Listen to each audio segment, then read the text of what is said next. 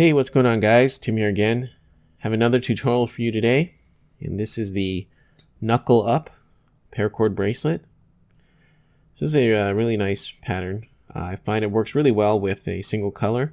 Of course, you can do it with two colors as well. For this particular bracelet, I really suggest you use a jig and fids. You'll need two fids, just because of the way it's tied. It makes it a lot easier to do this with a jig and fids. And if you guys are looking for places to buy that sort of material, you can check out my links below. And yeah, all that good stuff. Okay, so this is the Knuckle Up, as I said.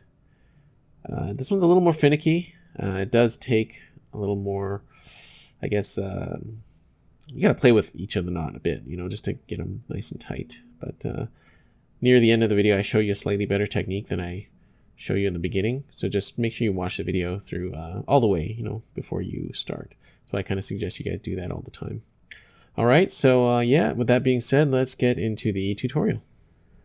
Alright, so I got my paracord ready here, and I've got it set up on the 4-strand core double cow's hitch on buckles, and I'll annotate all the necessary length and all that, because to be honest, I haven't fully made this bracelet yet, but I'm starting out with about 12 feet, but I will annotate right here how much I actually use. And again, if you don't know how to do this setup, I have a separate tutorial for that. A lot of people ask me why I don't do it at the beginning of every video. It's just for time's sake, because I don't want every video to be very long. And so yeah, I just want this to focus on the main technique. Okay, so we're doing the Knuckle Up. And this one is one of those weaves where it's a little finicky. Like every knot you gotta have to play with it, and you'll see why in just a sec. Okay, so I've got my working strands set up on fids. All right, this is just gonna make it a lot easier. So we're gonna start off with the right strand, and first we're gonna go over the right side. Sorry, my mistake. Over everything. So you can bring this right strand over everything like so. And working cords are a little long, so just bear with me. Okay. So you're going to do the right strand over top of everything like this. Okay. And then now we're going to go through once, like so, through here. And we're going to pull everything through. And we're going to have to do another pass through there. But before we do that, I find it easier to pull everything as tight as you can first before doing so. Okay, so I'm going to pull all the slack this way and out like that.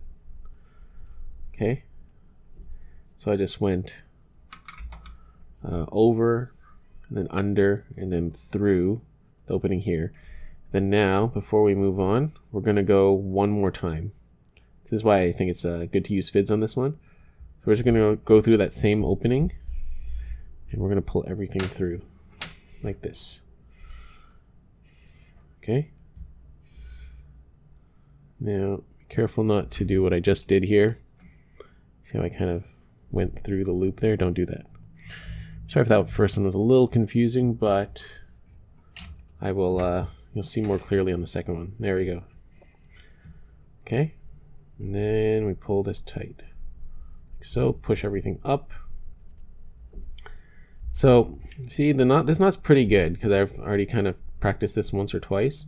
But you'll notice when you're trying this one, it might be a little loose. So you can always just pull the slack this way and then feed it through, these other two knots, like so. Oops, and we've come off our jig here. Sorry. Okay. Alright, so let's try again on the other side. So again, we're going to go, this time it's on the left side, we're going to go over everything, like so, like this. Just to show you, I guess, a more clear way of it, you're going to go over everything like so, and then you're just going to go through once like this. And again, make sure that doesn't tangle. So you see how I went through over and once like that, and then it's really just you go through again like this. This is really what the knot is. Again, do not tangle this up. Yeah, see it's just my paracord getting twisted. So if you want a still version of the knot, it's like this, more or less. Okay. The reason why I say not to do the second one yet is because it's just easier to tighten. So I'm going to show you that again. So we went over, through like that. I'm going to move this up here. Then I'm going to continue to pull all the slack out. Okay, so I'm pulling the slack, tightening, keeping that knot tight, push everything up, like so. Okay, now I'm going to do that second pass through. So I'm going to go through here, and then we pull. Okay. So this one's not really hard to do per se, but it's just a matter of keeping everything tight to keep this one looking good. And I see what I'm doing here. I'm just kind of pulling everything tight and pushing everything up at once. That's what I find helps with this bracelet. Right? Okay. So just to show you one more time, I know this one got a little confusing, but just the way this one is. Again, so over everything, like so. Like this. And then we have our opening here. Go through once. Pull everything through. Like that. So this one really is like, you're just gonna have to kind of play with every single knot to get it to look good. Like so. And when you're satisfied, or when you think you've got enough, or when you think you've got tight enough, then you do that second pass through here. Okay. And again, don't go through this loop. Keep everything on the side and pull all the excess through.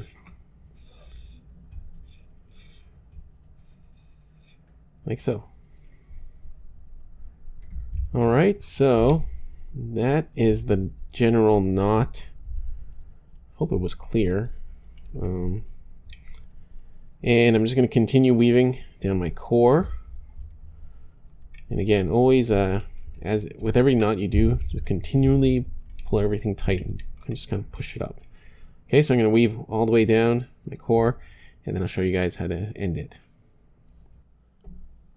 Okay, so as you can see, I've woven down the majority of my bracelet here, and while I was weaving, I kind of figured out a slightly better technique for it. You can kind of still use what I originally showed you, but to get the tightest knots possible, I'm going to show you on the right side here.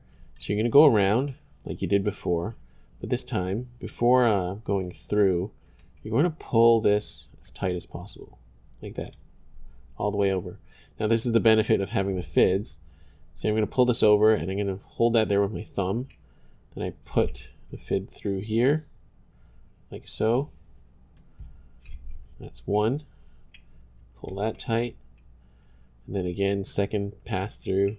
Make sure you go above over here. Don't like go under and through this way. Go through and above the strand. Then put this through here, like so. There you go. See? Now this knot is nice and tight, and you don't have to fiddle with it as much. Okay, so for this one, nothing special to finish it off. I'm just going to continue weaving all the way to the end. And I did notice I'm starting to run a little low, but I just have enough. The last few knots are going to be a little tricky, so what you might want to use to, because at one point the fids will be too long, I won't be able to, use them anymore. What you can use are the hemostats to pull your paracord through. So yeah, I'm just going to tie the last couple knots, and then I'll show you how to finish that last part off. Alright, so I've tied the last couple knots, and as you can see, I cut it really close with the cord here. So I slightly underestimated the amount I would need despite going back and redoing this one with more paracord. So I guess, this bracelet just needs a lot of cord. So if my cords were long enough, I'd probably take this extra strand and I'd attach my fid to it, and I could, you can feed it underneath, like here. You can, shoot it underneath these strands here to secure it. What I'm going to do, because I just have barely enough, maybe what I'll do is I'll cut both of these cords, maybe about like here and here, then I'll melt them and press them together so they meet right underneath here. You could also snip and singe them right where they are. Just be very careful not to cut it too short and have it start to unravel. So I'd cut it maybe like here, and keep your finger on the back here after you cut it so that it doesn't, unravel. So yeah, I'm going to do that, and then we will be finished. All right, and there we have it. We are finished. Okay, so as you can see, I snipped and singed my cords together. They melted together just fine, and it's pretty smooth. I don't think it's going to irritate any skin, also because it's kind of raised or kind of hidden down below like that. All right, and here's a final look at the Knuckle Up Paracord Bracelet. Really like this pattern. Looks really nice. Okay, so yeah, that is everything. I hope you guys enjoyed this tutorial. I hope everything was clear and concise. I know this one was a little bit more of a struggle, also because I ran out of cord, but yeah, I will, of course, always annotate the exact amount of cord I use at the beginning of the video.